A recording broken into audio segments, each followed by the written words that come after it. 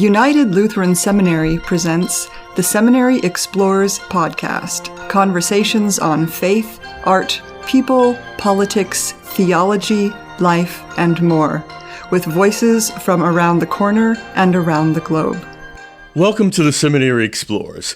My name is Nelson Strobert, and today my guests are Tristan, Ericson, and Elizabeth Mitchell. Welcome to the Seminary Explores. Thank you. Thank you. Yeah. Thank you. I am looking forward to this conversation, and you two recently, along with some other people, returned from a trip to Tanzania. And I'd like to know, how did you get involved in this trip to Tanzania, and how did your interest develop from that? Yes, thank you. So your listeners may be aware that the Lower Susquehanna Synod has a relationship with the Konde Diocese in Tanzania. And as a part of that relationship, some individual parishes within the Lower Susquehanna Synod are paired off with parishes in Tanzania. So our church, St. Paul's in York, has a partnership with Mpuguso Lutheran Church. And over the years, there have been various representatives from our synod traveling over to Tanzania to build relationships. And our church was unique in a couple ways. First of all, we had a big group relative to some past trips. We had 24 people. Past trips would only have a few.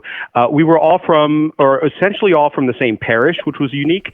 We had a wide range of ages. My daughter was the youngest. She was 5, all the way up to 75. So there were some uniquenesses within our travel there. The reason that we wanted to go, we have a pretty strong relationship with our sister congregation and a vibrant ministry within our parish that supports them.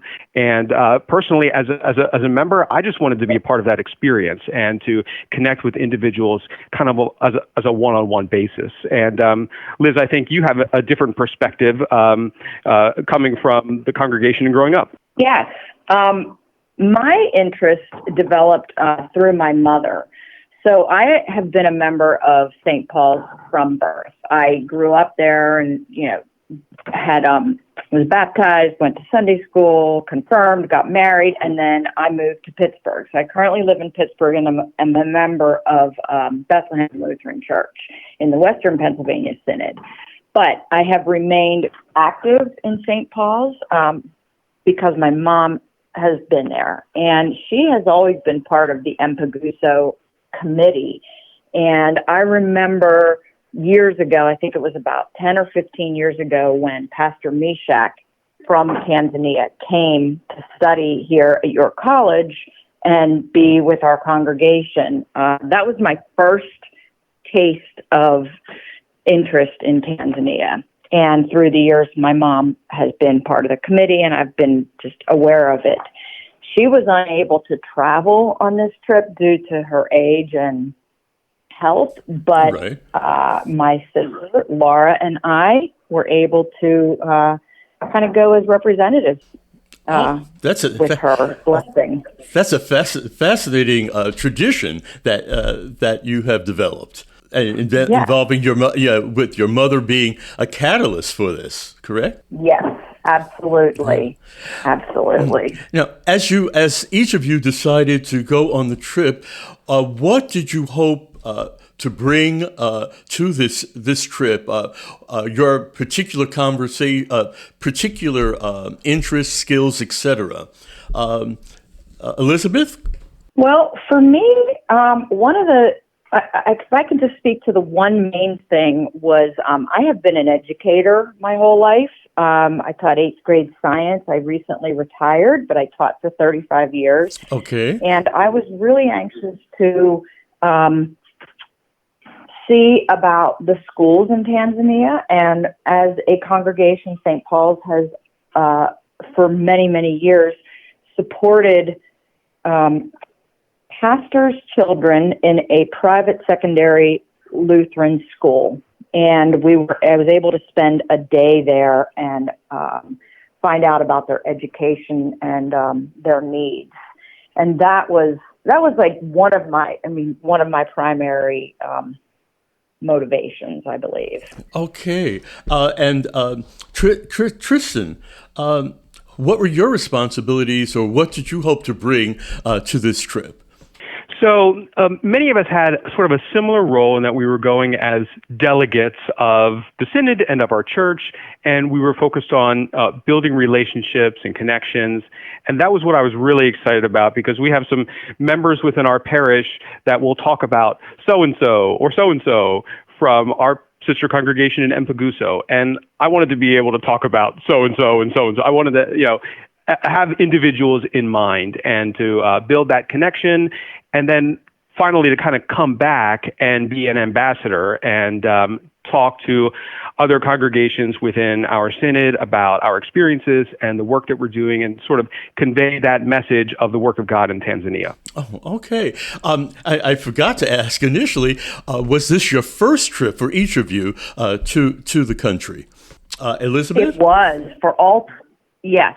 For 23 out of 24 of us, it was our first trip. Oh, my. Tanzania. Oh, God.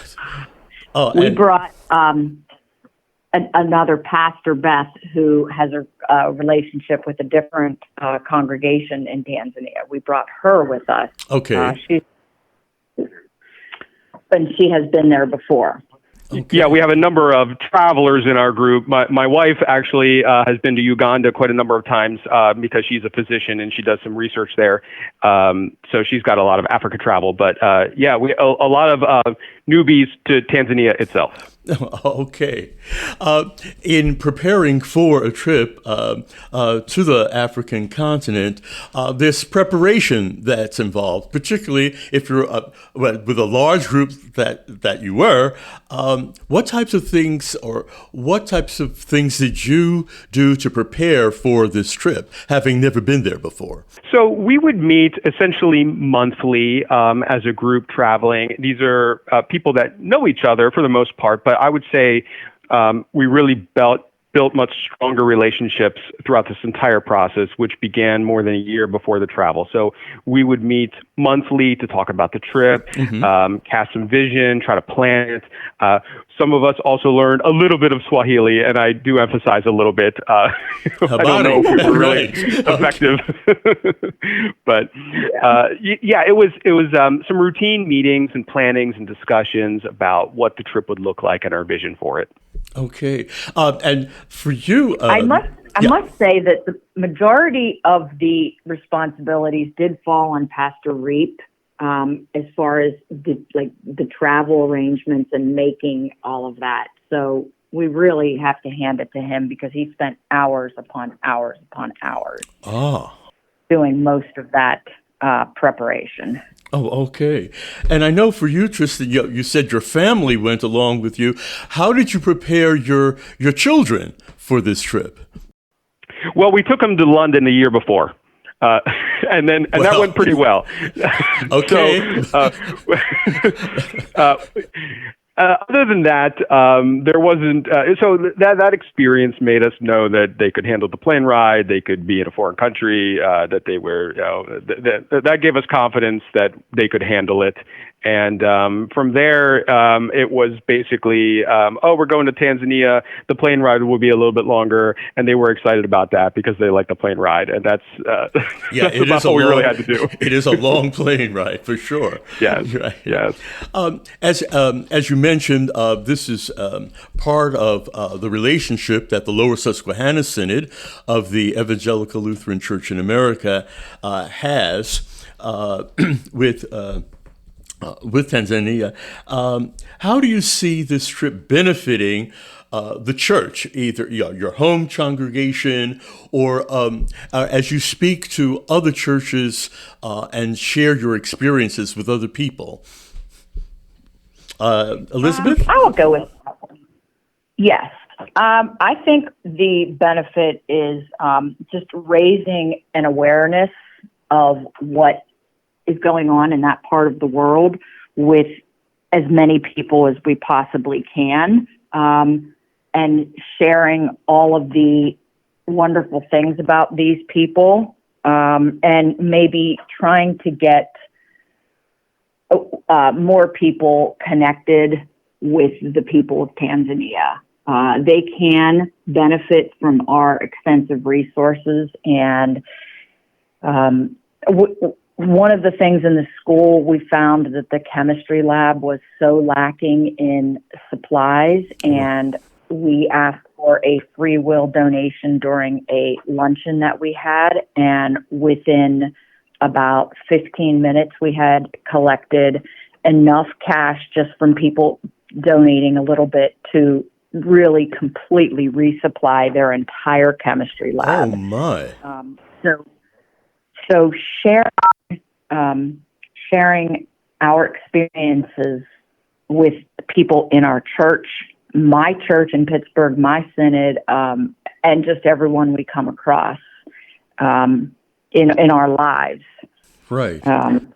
Just, the love that we were able to experience with them, I think is how we benefit. Oh, thank you for sharing that. And Tristan, what is your response to that? Well, I would say right within our parish at St. Paul's, there is more of a buzz. There's just more interest. There's more excitement. Our Mpuguso committee is getting a few new members. And I think there's just a greater sense of connection with our brothers and sisters in Christ.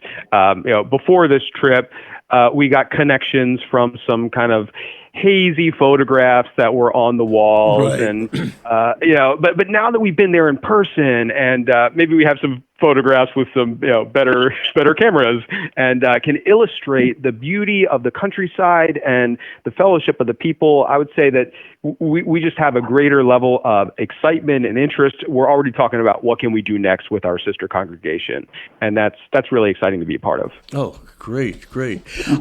As you reflect on this trip, what were some of the activities that you were involved in, that the group was involved in? And did everyone participate at the same time, or were you divided up in activities? We did a variety of things. We were together most of the time, but there were a couple days that we divided up. The central focus of the trip was to visit our partner congregation, Mpuguso, in the Tukuyu region. But then we also spent time looking at some hospitals that are supported by the Konde Diocese. And Liz visited the Manau School, which is a Lutheran school educating the children there. So we split up at times, but we were mostly together. We were focused in three particular areas: fellowship and worshiping with our partner congregation, understanding the needs and progress to meet the goals of the hospital systems that the diocese is supporting, as well as the same for the educational sector. Oh, okay. Thank you. You mentioned worship, and I would like each of you to describe what worship was like for you while you were there. Elizabeth, can you begin? Oh, yes. It was fantastic. It was so celebratory. There was so much love. I felt so lifted up. I felt the love of God from every single person that was around me. And there were hundreds. It was joyous. I had the benefit of sitting next to a man, Owen, who is my new friend from Tanzania. And he was able to interpret for me while the worship service was going on, because it was all in Swahili, except for when Pastor Reese gave his sermon. It was all in Swahili, and he was explaining it. And I mean, even if I didn't know the words, I could tell the joy and the love that people were feeling. It was just amazing. The music, the smiles. And it was longer than our worship services. Oh, when you say longer, what do you mean? 3 to 4 hours for that particular day. That is a difference. Yes. But it didn't feel that long. It really didn't. So it was amazing. Tristan? Tristan? Yeah, I mean, I agree with everything that Liz said. The service might have been a little bit longer than normal because we were there for a little bit of a special service. It was the dedication of their new worship space. So, and this is a part of our partnership with them. We were helping to fund some various activities. They essentially outgrew their old building, and so they needed to build a new church, and they did. And so a part of our visit, they took us through the process of how they did it. They showed us the new church, and this worship service that we attended was essentially a dedication service. So the bishop was present, and as well as some other pastors in the area. So it was a really huge celebration time for us. And yeah, that was definitely a great time for the group to be there, to see the fruits of your contributions. Yeah, it was definitely of a sort of visiting. It felt like you were visiting some relatives and being excited to see them and having something really passionate to celebrate with them. Good. When you reflect on the trip, what surprised you? I can answer this one. I think the sense of hospitality that they showed us every single place we went, while being some of the most impoverished people in the world, was a complete surprise. Everywhere that we met the Tanzanians, the people from Tanzania, they just welcomed us. They gave us flowers. They sang songs. They just showed such love and shared everything they had. They cooked meals for us that took hours and hours and it just made us feel so incredibly welcome. I mean, it felt like I was visiting my family. That was amazing. Okay. And one more thing I really need to add, their sense of happiness is kind of mind-blowing. I mean, they're just so happy with so little, and that would extend down to the children, the children in the school. People on the streets would smile and wave. I just felt such joy in that country the entire time, and that was really surprising. Okay. Tristan, for you? So I agree that I was entirely impressed and overwhelmed by the hospitality and the generosity of our Tanzanian brothers and sisters. I was a little less surprised by it because I had been prepped pretty thoroughly by a number of folks that had traveled to Tanzania. So one of the unusual things that surprised me was actually some of the dynamics within our own group. We're a group of people who knew each other pretty well beforehand, but throughout this experience, I would say that while we grew closer to our brothers and sisters in Tanzania, we grew closer to each other as well, and that was surprising to me because we already knew each other. And right. I didn't expect so much of a change in our own group dynamics, but there was I would say, pretty significant change there. So after the trip, the next Sunday or two, when you're in worship service, you look over and see another traveler from the trip, and there's kind of this immediate connection there because of that shared experience. That was really powerful. Oh, indeed. On the other hand, I'd like to ask, what, in your opinions, were the most difficult parts of this trip for you and for others? Tristan? It's a little bit of a challenging question. We were able to roll with the punches, and there were certainly things that cropped up, and changes and unexpected things. And I would say, as Liz mentioned, Pastor Reep handled a lot of the leadership, so he managed the hardest things without it affecting us so much.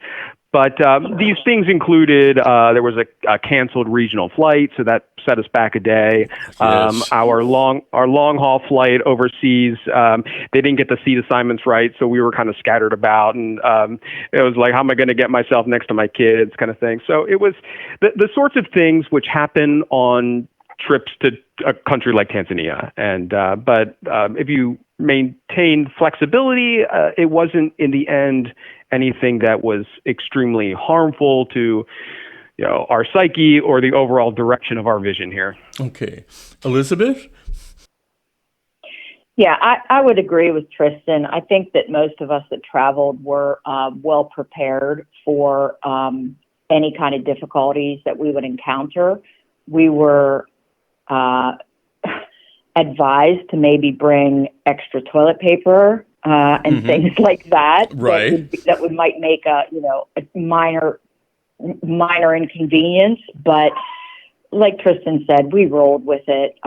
We were it really wasn't anything too difficult, honestly. Oh, okay, great. How Now, some people may tend to disagree. I'm sorry, but some people may have a different opinion of that. But I think those of us that traveled didn't feel that there was, anything we couldn't handle. Okay.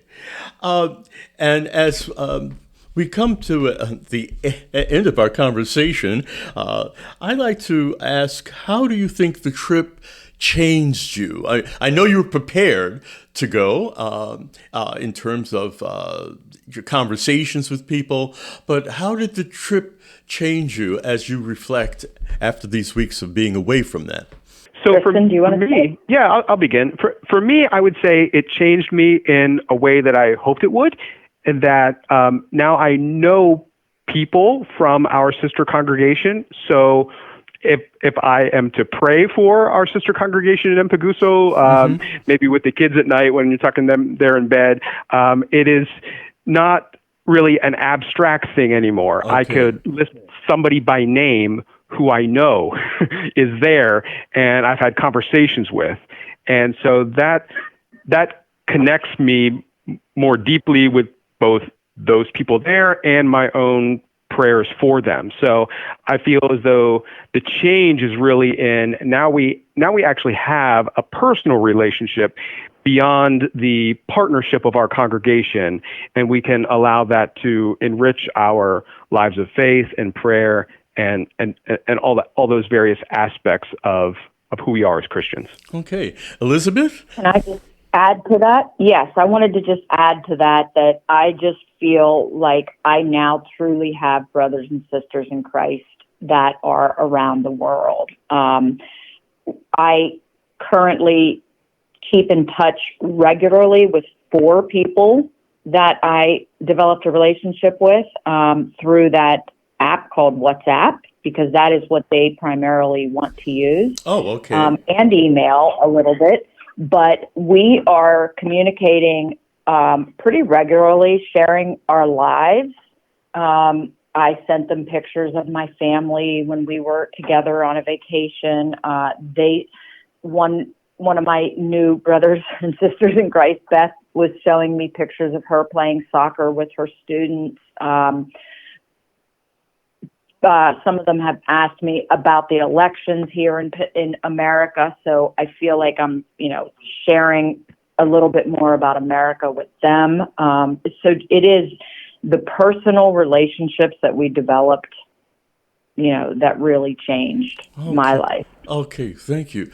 I want to thank you both for sharing your experiences on this mission trip and or trip of being reacquainted or acquainted with your sister church in Tanzania. My guests today have been Tristan Ericson and Elizabeth Mitchell, who shared their time in Tanzania. For the Seminary Explorers, this is Nelson Strobert. Have a good day. You have been listening to The Seminary Explorers, a production of United Lutheran Seminary with campuses in Gettysburg, Pennsylvania and Philadelphia, Pennsylvania. We invite you to visit our website at unitedlutheranseminary.edu. All opinions expressed on this program are not necessarily those of United Lutheran Seminary or the Evangelical Lutheran Church in America.